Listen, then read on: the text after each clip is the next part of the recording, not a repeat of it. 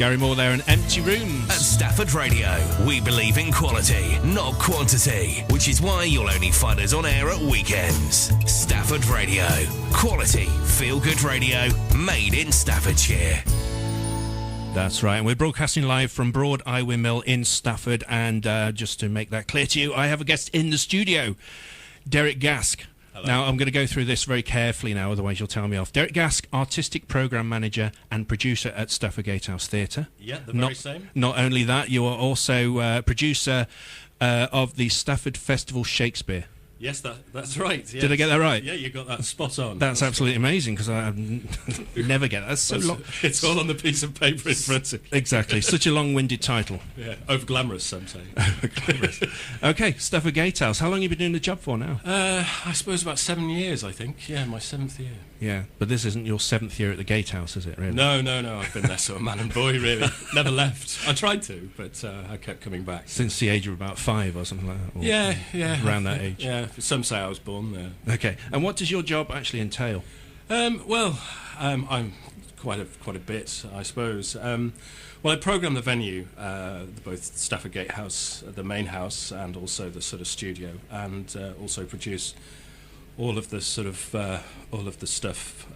our own stuff, an annual sort of pantomime and Stafford Festival Shakespeare, and youth theatre shows and other such things. So I programme the venue. I basically put the acts, the plays, just the content of the biannual seasonal programme of the theatre. Okay, so obviously a big thing for you was the panto not so long ago. Yeah. And we had a chat with the cast, which was really good. I really enjoyed that. But also you do the Shakespeare side of it yourself. I mean, when I say you do it, you have acts coming in. You have acts like comedians coming in, and pretty much they do their own act, they do their own organisation, and you just do the stage side of things with your stage manager. I mean, we programme. So I basically look for what acts, what comedians, or basically what I think will sell. So I programme the venue. So I proactively search for the talent, as it were. Yeah. And then I put it into the venue. So we market it in association with the incoming company, and we put it on stage. That's kind of what we do. Okay. Now, Stafford Festival Shakespeare. What's on this year? We're doing A Midsummer Night's Dream. Which is quite exciting. So that's coming up, and that opens on the 27th of June and runs to the 13th of July. I'm terribly sorry, I've got an awful cold. That's you'll be okay. able to tell. Sorry. Yeah, Just okay. excuse me while I hack away from the mic. Okay. Stafford Festival Shakespeare. Nobody knows actually who's going to be in it at the moment, do they? No, other than those that I've managed to get to contract already. Right. Okay. But one thing I can guarantee: there'll be good, quality, seasoned actors and performers.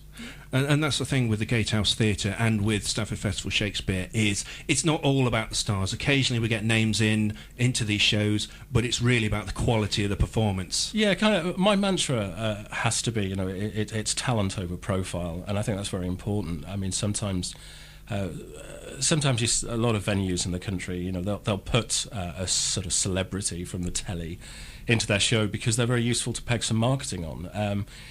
Not all the time, but often commercial sort of shows that I've produced, we've put sort of names into them, as we call it, celebrities. And I think sometimes you're in fear of sort of cheating your audience to a certain degree. The idea of putting Frank Bruno into a pantomime. If you want to go and see Frank Bruno, go and see what he's good at. Go and see him box. Don't go and see him on a stage. So I think it's very important that we. That we put the right people in the right jobs. I think exactly that's very important. I mean, you want to be entertained when you're there. You don't want to be disappointed. Okay, you've seen somebody famous, but now you're thinking they really can't sing, they can't act, they're not on the stage or whatever, and you don't want to be disappointed when you get there. No, absolutely. I mean, with a panto, for example, it is basically a musical. It's a classic sort of eccentric British sort of art form, I suppose. It stems from medieval times, really. But yeah, I think panto for the 21st century, and that's why it's lasted so long as it has, is because we take it as an art form and we move it forward, and we make it relevant and fit for the present day, but also making sure that we get performers that can act, can sing, can dance, and also play a plethora of instruments as well. So, yeah, I'm not one for cheating our audience, and making things affordable is very important as well. Yeah, excellent this year. And the past 2 years, you've had a rock and roll panto, and you've done it in previous years, and everybody that's on the stage either plays an instrument or sings to, as I was saying on the interview, a high calibre. And that's what we're looking for, really, isn't it? As punters, as guests. Yeah, I think we're very fortunate at Stafford Gatehouse Theatre, and around this region. We're very fortunate to have a great asset as the Gatehouse. And thank you to the people, the taxpayers of Stafford Borough Council and other contributors. But absolutely, we're one of only 5 venues in the country that produce a rock and roll panto that are fortunate to be licensed the show. I mean, it is our show. I mean, we produce it, but a guy called Peter Rowe, whose brainchild essentially it was this sort of idea of rock and roll panto, whereby you not only get a sort of a panto, but you also get a rock and roll concert at the same time, with classic sort of classic Motown to up to date songs. But everything is played live. There's not a pre-recorded note in the show.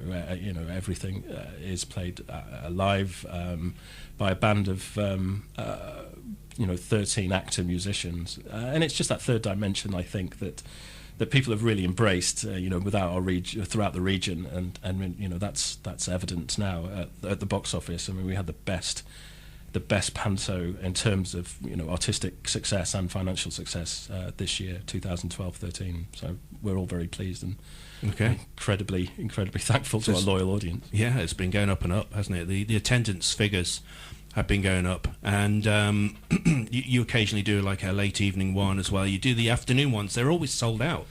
Yeah, the afternoon ones. The afternoon ones. The matinee. Matinee. Why couldn't I think of that word? The matinees and the schools performances. That's good. But we did introduce a late night performance, which is essentially the same show. It's just we just relax a little bit more, I suppose. It gets a little bit bluer, but no children invited. Right. Okay. We'll be talking to Derrick Gask again straight after this record. Bruno Mars there, one of his new ones. That's When I Was Your Man, here live on Stafford Radio, live at the Broad Eye Windmill. We're talking to Derrick Gask, artistic programme manager for Stafford Gatehouse Theatre. I'm not going to give you the rest because it just takes way too long. We were talking off air there about comedy acts. We were talking before about all the other things that we talked about, including the pantomime. That was a big thing this year, and very successful it was too. But comedy acts seems to be there's a boom. I don't know if it ever went away, but there's definitely a boom at the moment. Yeah, comedians are the new rock and roll stars, I think. I mean, it's very much in vogue at the moment. I think comedy, and it sells. I mean, in these times of sort of economic uncertainty and Arts Council funding is at its all-time low and things like that. I think it's extremely important for theatres to sort of try and diversify and try and strike that balance between artistic and commercial programming. And comedy does that, and we've done extremely well. Building our comedy audience with both our sort of regular comedy club in the studio and other sort of comedy acts in the studio, but also in the main house as well. And it's great that we've got people like Sean Locke and Al Murray playing our main house, in an auditorium of just short of 600, and they're fortunately you can see them in Stafford, rather than travelling to the sort of NIA or those sort of places. So we're all incredibly pleased that we're managing to attract such acts. So comedy's it's doing good business for us, and it's great. You can actually see them at Stafford Gatehouse Theatre. I mean, it's a lot closer, even though it's a almost 600 seat venue. You can actually get a good view of the acts as they're on stage, rather than being at the O2, which are tiny if you get the wrong seats. Yeah, I think comedy, it needs that sort of intimate feel, I think, to really sort of translate. I mean, I've seen some of the comedy gigs in huge venues, and they stand about sort of 3 or 4 inches tall. I mean, you can hear them, but you can't really see them particularly well. But no, I think that's important. And seeing them on a screen isn't the same. It's like being on television, isn't it? You want to see them live. Yeah, exactly. You might as well be at home, sort of sitting in front of the telly, eating your chips whilst watching the telly. Exactly. Watching them on telly. But, okay. Please. Yeah. So we had Rich Hall quite recently. He virtually sold out. We also had Russell Kane, who is sold out. who was sold out. Sorry, he's already been on. I'm looking at all the other big names you've got here. Al Murray, before this programme went to print, was sold out. And Sean Locke. Yeah, I mean, just in sort of February and March alone. I mean, exactly. There's some. I mean, we started the season on the 2nd of February with Justin Morehouse in the studio. He sold out, and then we had Met Comedy that sold out. Juice Comedy, which is produced by a local comedy producer and promoter. That sold out. Rich Hall almost sold out. Russell Kane sold out. Al Murray sold out. Sean Locke, blah blah blah. So yeah. It's great. I couldn't be happier. I mean, I keep pinching myself most mornings, going, when's it all going to go wrong? But very pleased, very pleased. Yeah, and it's also mixed in with some other sort of acts. You also have the Manchester Camerata on there. And that's worth mentioning. I mean, ManCam, for a venue like ours, I mean, a symphony orchestra is an incredibly expensive thing to entertain or to sort of have in the venue, because the sheer volume of professional musicians in a symphony orchestra. So we were really fortunate that we were successful in getting an Arts Council bid, incredibly successful. We didn't think we'd get it. But it meant that we can keep Manchester Camerata coming to Stafford for a 4 or 5 concert season throughout the year, and lots of education and outreach, learning and participation stuff that we do alongside of the concerts. So yeah, we're incredibly fortunate to win that funding to keep Manchester Camerata coming to Stafford. And quite incredibly as well, Grand Opera of Belarus. Yeah, that was with Madame Butterfly. That was a big show on Friday. Yeah, it was. I mean, it was huge. The Russians invaded that day. Exactly. It was a great experience. I mean, there was a real sort of buzz about the venue. 34-piece orchestra in the Gatehouse. To coach loads of players and musicians, and articulated wagon and stuff. It's by far one of the biggest things that we've ever entertained. But it was great. I mean, it took some effort to get it here, and it took some effort to get it onto stage. Yeah. There were bits of scenery left in the truck, but to sell out an opera, of 30 tickets, £30 a ticket. Sorry. Was great, and I couldn't be more pleased. So you have all the big names on. You also promote local talent. We do have the Met Studio, Malcolm Edwards Theatre, as it's called in its long form, where you have local comedians, local musicians, and also amateur dramatics as well. You have. I mean, I think that's the local arts scene for which I was part of, and youth theatre. That's the backbone of the venue as far as I'm concerned.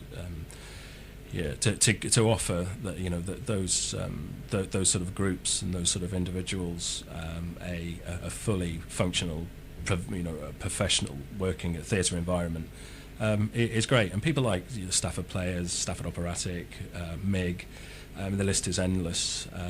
Who loads of dance schools and stuff that use the venue.